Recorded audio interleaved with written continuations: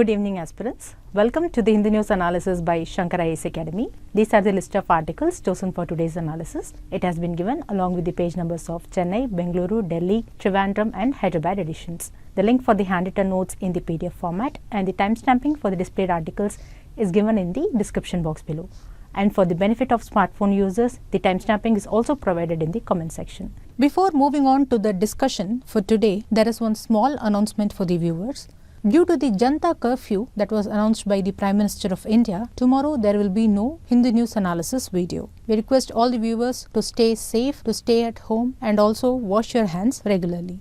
Now let us move on to the first article discussion. The first discussion is based on these news articles. This news article and this editorial suggests some measures to reduce or weaken the economic impact of new coronavirus disease. The syllabus that is relevant for this discussion is given here for your reference. Now the news is that our Prime Minister has recently informed that a COVID-19 Economic Response Task Force will be set up under the leadership of Union Finance Minister.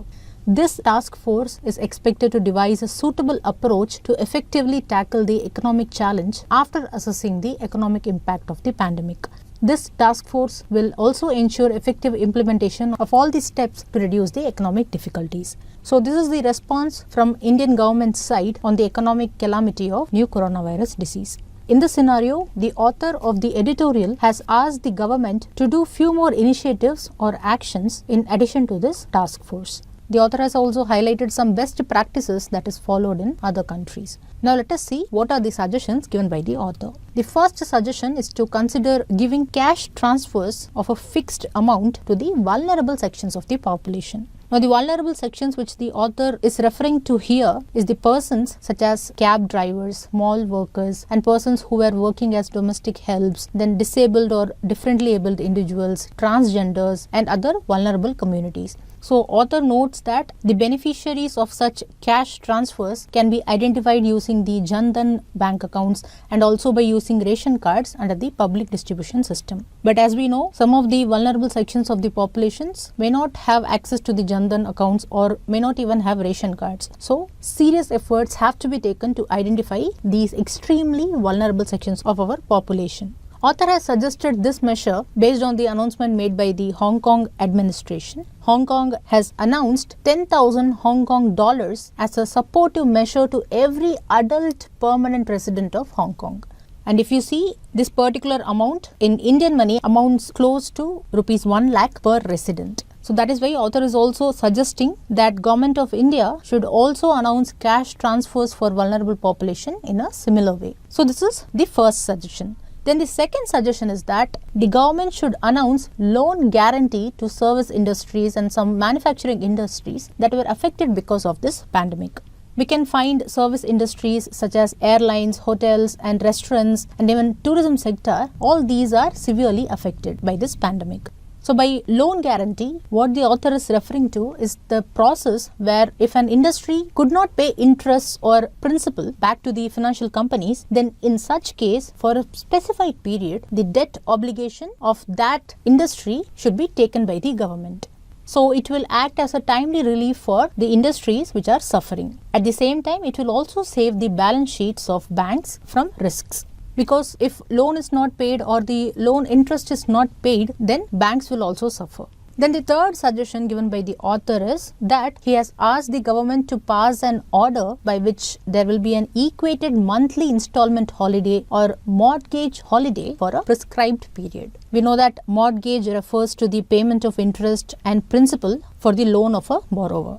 Now here the equated monthly installment holiday or the EMI holiday is the period for which an individual whose economy or earning capacity is affected, he or she need not pay the EMI. Now if this measure is implemented, then it will become a huge blessing for the individuals and even businesses which are facing job losses, salary cuts or loss of revenue due to the COVID-19 outbreak. Author has suggested this measure based on the announcement of United Kingdom because the government of United Kingdom has already announced a 3-month mortgage payment holiday for its members. Then fourthly, the author has asked the Reserve Bank of India, which is the banking regulator, to adopt a temporary measure. The measure is to exercise regulatory forbearance or restraint when it comes to asset recognition for banks. Because as we saw already, these are the banks that might be affected by default of payments from businesses that are impacted by COVID-19. So this measure will give interim relief for banks that might be impacted due to the default of debt obligations. And moreover, if the impact of coronavirus extends further, the Government of India should give temporary tax relief to affected businesses also. So this is also one of the suggestions given by the author. So based on the suggestions, you can say that all the above measures will have a financial commitment from the government, or while executing such suggestions, the government will have to forego or lose some revenue which it has been collecting as of now. So there will be some revenue loss for the government also. So in this scenario, for the funding possibilities for the government, the author suggests that the resources of the center and the states have to be pooled. This is to develop a national response to this unfolding economic tragedy of novel coronavirus disease. Secondly, the government should engage with the private sector while devising assistance measures. This has to be done to tap innovative ideas to combat the economic impact by utilizing the lot of expertise and sharp financial minds that are available in the private sector. And thirdly, the government can issue a well-structured tax-efficient bonds to raise funds and also to tap the large pool of domestic savings. Now, the tax-efficient bonds which are mentioned here refer to the fact that some kind of tax benefits or exemptions will be given to the subscribers of these bonds. Author has given this suggestion based on a previous successful example that was taken by Government of India in 1998. Because in 1998, the Resurgent India Bond Scheme was introduced. See, after the second nuclear tests of India in Pokhran, which happened in 1998, India faced a slew of sanctions and other restrictive measures from a section of international community. So, for handling the economic impact of such sanctions, the Resurgent India bonds were issued by SBI to the non-resident Indians, and based on this, the bank was able to raise $4 billion according to the author. So based on this only, author suggests that a similar method can be adopted to handle the present unfolding crisis due to the COVID-19 outbreak. So that is all about the news article and the editorial. So you can see that in this editorial, the author has given many valuable suggestions which can be considered by the government, and if they are implemented, it will benefit everyone economically and it will help to reduce the economic impact of new coronavirus disease. With this, we come to the end of this discussion. Moving on to the next discussion. This news article talks about the recent World Happiness Report of 2020. So in this discussion, we'll see about this report and also its findings. The syllabus that is relevant to this discussion is given here for your reference. First, know that the World Happiness Report is released annually and it has been released for the last 8 years by the UN Sustainable Development Solutions Network. This report is an outcome of a 2011 resolution that was adopted by the United Nations. That resolution urged the members to give more importance to happiness and well-being in determining how to achieve and measure the social and economic development. The resolution is called as the Bhutanese resolution because Bhutan for many years has used gross national happiness as a marker of success rather than the GDP. So this is the brief introduction about this World Happiness Report. Now let us see the findings of this report. This report ranks more than 150 countries by how happy their citizens perceive themselves to be. And this 2020 report for the first time ranks cities also around the world by their subjective well-being. The report also focuses more on how the social, urban and natural environments combine to affect our happiness. And this World Happiness Report is based on 6 variables. They are income in terms of GDP per capita, then healthy life expectancy at birth, then social support, then freedom to make life choices, then generosity, and then finally perceptions of corruption. So remember all these 6 variables. It is important from the examination point of view. Now, as per the report, based on all these indicators, it is found that Finland, Denmark and Switzerland are the happiest countries in the world. And as expected, one of our neighbors is in the least happy countries in the world, and that country is Afghanistan. It was found that along with Afghanistan, South Sudan and Zimbabwe are the least happy countries in the world. So, what is the position of India? India has been ranked at 144th. We saw that this report ranks more than 150 countries and India is ranked at 144th. So, you can see that we are in the bottom only, not even in the middle. Now, if we compare India's rank with our neighborhood, you can see that India is the least happy country because all other countries other than Afghanistan have scored better. Then if we compare India's position with its peer group BRICS, then also India is the least happy country among the BRICS peer group. Even the report has noted that India is the new entrant to the bottom 10 groups. This is because over a period of time, India's performance has been decreasing and India's rank has come down over the years. If you see, in 2018, India was ranked at 133rd position, and in 2019, India was ranked at 140th position. And we have further moved down to 144th position in 2020 report. And when this report compares the changes in happiness from the period 2008 to 2012 to the period 2017 to 2019, it was noted that India is among the 20 largest losers because India has lost points in the 6 variables.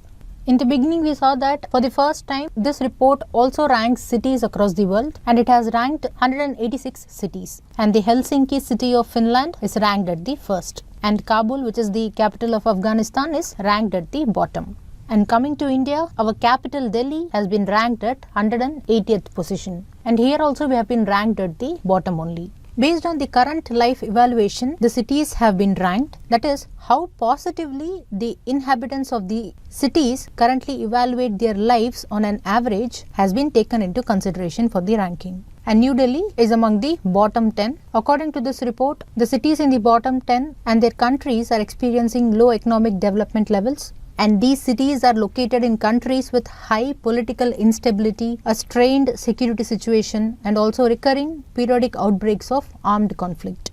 Now, based on this, you can see that why New Delhi has been ranked at the bottom. So, these are some of the important findings of this report. So, as a whole, the citizens of our country does not perceive themselves to be happy. This point should be taken into consideration by the government because not only GDP but also national happiness is a marker of success. So, that is all about this discussion. In this discussion, we saw about the World Happiness Report of 2020 and its findings. With this, we come to the end of this discussion. The split practice question we discussed in the last session. Moving on to the next discussion, this news article is regarding a bill that has been introduced by Lok Sabha. It is related to the higher education sector in India. So in this discussion, we will be seeing about the bill and what are the changes it aims to bring. The syllabus that is relevant to this discussion is given here for your reference. See, the higher education in India is spearheaded by universities, which are the highest seats of learning. And the coordination and determination of standards of such universities and the colleges which are functioning under them is entrusted to the Universities Grants Commission and also some other statutory regulatory bodies such as, for example, AICTE, that is All India Council for Technical Education. And at present, India has university institutions or university level institutions. And one such university level institution is the Institution of National Importance. They are the institutions that are established by an Act of Parliament, in which certain institutions are declared as institution of national importance. And if you see, at present, there are 95 institutions of national importance in our country, and among them are the IITs, IIMs, NITs, etc. And also remember that the institution of national importance, this subject comes under Union List in the 7th schedule of Indian Constitution. It particularly comes under subject 64, which mentions that institutions for scientific or technical education financed by the Government of India wholly or in part and declared by Parliament by law to be institutions of national importance. So remember that institutions of national importance is a union subject. So what is the news today? Why we are discussing about institution of national importance? It is because Lok Sabha has passed a bill which aims to add 5 more institutions to the list of institutions of national importance. So for this purpose, the bill was introduced, and the bill is Indian Institutes of Information Technology Laws Amendment Bill of 2020. This bill aims to amend 2 laws. One is the Indian Institutes of Information Technology Act of 2014 and then the Indian Institute of Information Technology Public-Private Partnership Act of 2017. And this news article particularly discusses about 2017 Act only. This 2017 Act, which is the Indian IIT Public-Private Partnership Act, was enacted to declare certain institutes of information technology that are established under the public-private partnership mode as the institutions of national importance. And the purpose to declare certain institutions as institutions of national importance is to develop new knowledge in information technology and also to provide manpower which is of global standards for the information technology industry. This 2017 Act was enacted because the central government decided to set up 20 Indian Institutes of Information Technology, or the IITs, in public-private partnership mode. As we know, IITs are envisaged to promote higher education and research in the field of information technology. And so far, 15 IITs were incorporated as institutions of national importance under this Act. And in February 2020, the Union Cabinet decided to include 5 more IITs to this list of institutions of national importance. These are the 5 IITs. Now currently, if you see, all these 5 institutes have been registered as societies under the Societies Registration Act of 1860. But now this bill seeks to amend the schedule of this 2017 Act so that it can include all these 5 institutions, because the schedule of Indian IITs Public-Private Partnership Act of 2017 mentions about the list of existing institutes along with in which state they are situated, and also the exact location is mentioned in this schedule. So if this bill is passed by both the houses of the parliament and if it receives the presidential assent, then this bill will become an act. So it will enable to include all these 5 institutions into the schedule of 2017 Act. And after that, these 5 institutions will become the institutions of national importance. Now we are saying that once they are included in this schedule, they will become institutions of national importance, because according to section 2 of this Act, the institutions which are included in the schedule are declared as institution of national importance. That is why we are saying this. Now apart from this, the news article mentions one another information, which is that once this bill becomes an act, all these 5 institutions will be able to use the degrees in the name of Bachelor of Technology, that is BTech, or Master of Technology, that is MTech, or PhD degrees. Now this move is taken by the government because the institutions of national importance will help to attract more students, and thus it will help to develop a strong research base in information technology. So that is all about this discussion. In this discussion, we saw about the Indian Institute of Information Technology Laws Amendment Bill of 2020. And this bill seeks to declare 5 Indian IITs as institutions of national importance. With this, we come to the end of this discussion. The display practice question will be discussed in the last session. Now let us take one question. This question is about Defence Procurement Procedure of 2016. We have taken this question based on this news article, which mentions that recently the Ministry of Defence has released a draft Defence Procurement Procedure of 2020. The news article mentions that this draft will come into effect in April 2020 and it will remain in force till the end of March 2025. And when this draft comes to effect, it will replace the Defence Procurement Procedure of 2016. See, the Defence Procurement Procedure, or in short DPP, gives a roadmap for procurement of defence equipment in the future. And the core objective of DPP 2020 is to increase the indigenous defence manufacturing and to make India as a self-reliant by strengthening the Make in India program. The draft also emphasizes on reducing timelines for procurement of defence equipment. And this draft was finalized by a committee headed by the Director General Acquisition, who functions under the Ministry of Defence. So what are the major changes proposed in this new defence procurement procedure? For that, first you should know that the present DPP 2016 has 2 wide categories. They are make and buy. And these 2 categories are further classified into several subcategories like buy Indian, buy global, then make 1 category and make 2 category, etc. So that means this question's first statement is correct because it has 2 main categories, namely buy and make. We discussed about all these categories on our 12th October Hindi News analysis. You can view that video for better understanding. Now this draft of 2020 proposes a hike in indigenous content in various categories of procurement, and the proposed hike is about 10%. So this will give a boost to the Make in India program. And the draft also proposes a simple and realistic methodology for verification of indigenous content for the first time. Now, in addition to the categories which we just saw, the draft introduces a new category, which is the buy global manufacture in India. And this category should have a minimum 50% indigenous content on cost basis of the total contract value. Only the minimum necessary content will be bought from abroad, while the balance quantities will be manufactured in India itself. And this category is preferred over the buy global category. So that means this second statement is incorrect because it mentions that DPP 2016 has introduced this category, whereas the DPP 2020 has introduced this category, and this will come into effect from April only. In addition to this, the draft 2020 also proposes a new main category, which is the leasing category. And the leasing is permitted under two categories. They are lease Indian and then lease global. In the lease Indian category, the leaser, that is the one who leases, is an Indian entity, and the Indian entity is the owner of the assets. And then in the lease global, the leaser is the global entity. Now this category will help to substitute the huge initial capital outlays which are required to pay when we buy something, and it will replace it with periodical rental payments. So this will be useful for military equipments which are not used in actual warfare like transport fleets, etc. So if you answer this question after April and the question asks about DPP 2020, then the first statement would be incorrect because at that time there will be three main categories which will be buy, make and lease. Now here the question asks for the incorrect statement, and currently statement 1 is correct but statement 2 is incorrect. So the correct answer to this question is option B, 2 only. In addition to these new measures, the draft of 2020 also provides for post-contract management to facilitate and provide clear guidelines for issues that are arising during the contract period.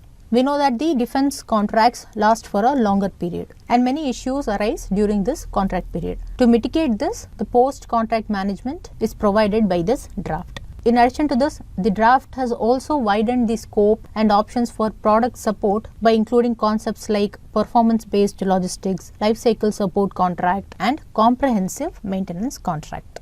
These concepts will help to optimize the life cycle support for the equipment that will be bought or that will be made. So that is all about the defense procurement procedure of 2016 and the draft DPP of 2020. Now let us take another question. This question is based on G7 and G20 group of countries. We have chosen this question based on this news article which mentions that United States will host the G7 summit through video conferencing facility due to the COVID-19 crisis. Actually, the meeting of G7 meeting was about to be held in US President's country residence, which is called as Camp David. In the news article, you could find the term President's Retreat. Here, the term retreat takes the meaning of a quiet and secluded place in which a person can rest and relax. This Camp David is the place in USA which is at around 70 miles from Washington DC. Also know that Camp David in USA is a venue which is an ideal place to host foreign leaders. Now, with respect to the G7 countries, the leaders of Group of 7 or G7 have released a statement on COVID-19. The statement explicitly acknowledges that COVID-19 pandemic is a human tragedy and it is a global health crisis, which also poses major risks for the world economy. In this context, it is important for us to know about Group of 7, and that is why we have taken this question. Know that the G7 traces its origin to the year 1975. This is because in this year, the heads of 6 leading industrial countries met for the first time to discuss the global economy. This meeting was in the context of the first oil shock and the subsequent financial crisis that was faced by the modern world at that time. This meeting of 6 leading industrial countries was held in France in a place called as Rambouillet. This place is located 50 kilometers southwest of Paris. So which are the 6 countries which met for the first time to discuss the global economy? Among these 6 countries, 3 are the permanent members of United Nations Security Council. They are USA, UK and France. The other 3 members are Italy, Germany and Japan. But in 1976, this group of 6 became Group of 7 when Canada joined the group. So here you have to notice that when we say G7, it does not include Russia and China. You may have a confusion that Russia joined this group in 1998 and then this group became G8. But what happened was, after the annexation of Crimea by Russia in the early 2014, the G7 nations decided in March 2014 to meet without Russia until further notice. So as per the G7 countries, their allegation of Russia is that Russia has annexed a territory which is a part of Ukraine. Therefore, US says that Russia has violated the international order and it has undermined basic human freedoms and it has also weakened common security. So that is why now this G7 group does not include Russia also. If you look at this question, the first half of the first statement is correct because it mentions both China and Russia are not members of G7. But the second half says they are also not members of Group of 20.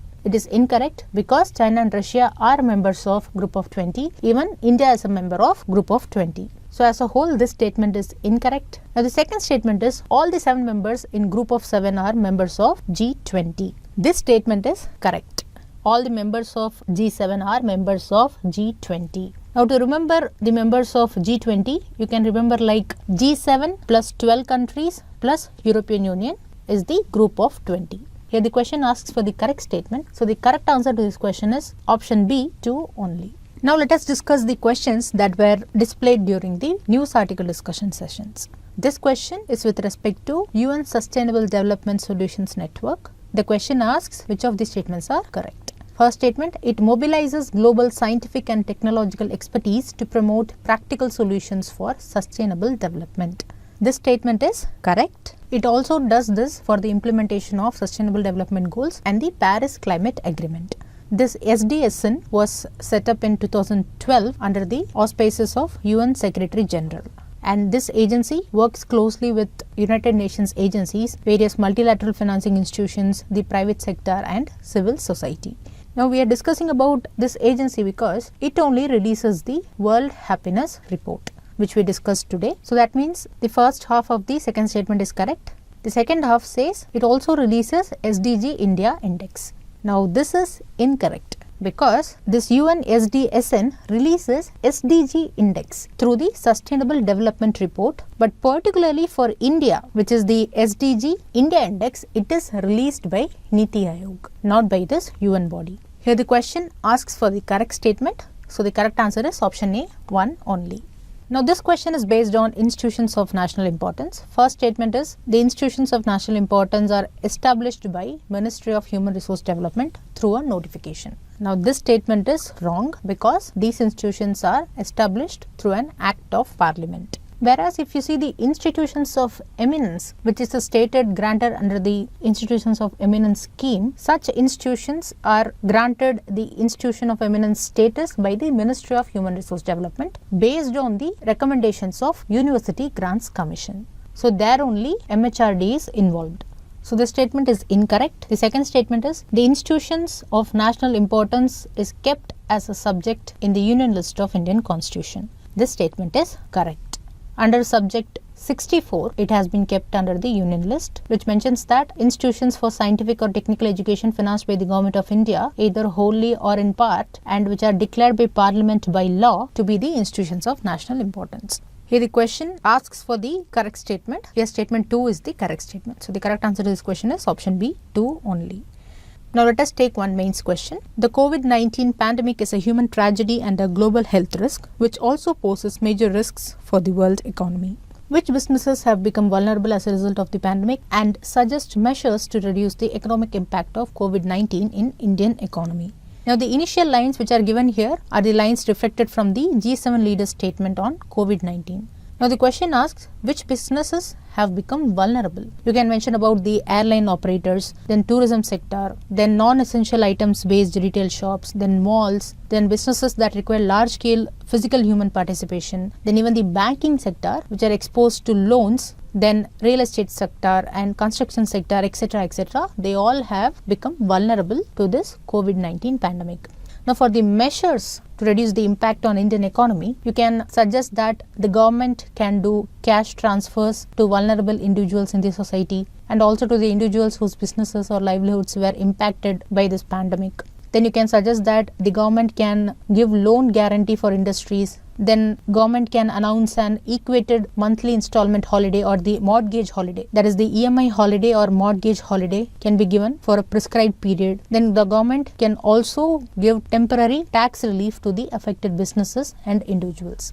So like this, you can also mention your own viewpoints which you think will help the Indian economy to survive this pandemic. With this, we have come to the end of today's Hindi news analysis. If you like the video, don't forget to like, comment and share.